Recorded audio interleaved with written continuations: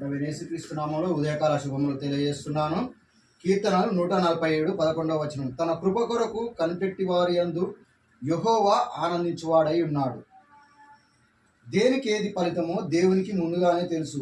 ఆయన మనుషుల్ని అంచనా వేసేటప్పుడు వారి బలమును కానీ వారి సత్తువను కానీ ఆయనను మెప్పించలేవు. అంటే నీకున్నటువంటి బలమును కానీ, నీకున్న సత్తువను కానీ, నీకున్నటువంటి ఐశ్వర్యమును కానీ, నీకున్నటువంటి ఘనతను కానీ ఆయనను మెప్పించలేవు. కానీ కేవలం ఆయనను నమ్మి తన యందు భయభక్తులు గల వారి యందు వారి పక్షాన ఉంటారంటున్నాడు.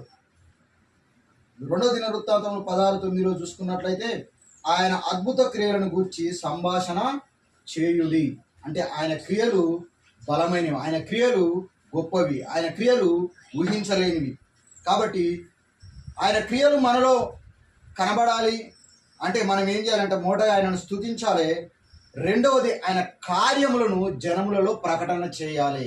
ఈ కొద్ది వాక్యము దేవుడు దీవించి ఆశీర్వదించును గాక. ఆమేన్.